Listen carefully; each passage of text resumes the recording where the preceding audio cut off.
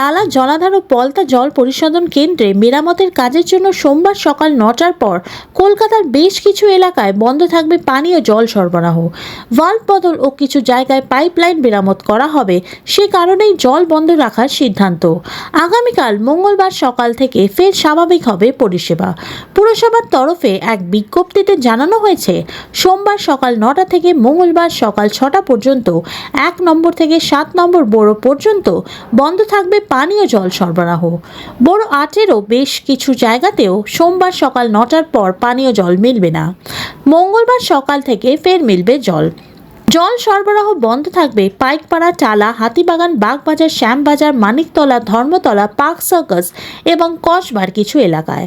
কলকাতার পাশাপাশি টালা জলাধার থেকে জল সরবরাহ করা হয় বিধাননগর ও দক্ষিণ দমদম পুর এলাকায়। ফলে ওই তল্লাটেও সোমবার সকাল ৯টার পর থেকে জল পেতে সমস্যা হবে। বাসিন্দাদের যাতে সমস্যা না হয় সেই জন্য পর্যাপ্ত সংখ্যায় পানীয় জলের গাড়ির ব্যবস্থা করা হয়েছে, এমনটাই জানানো হয়েছে পুরসভার তরফে। ব্যুরো রিপোর্ট, RG সমাচার।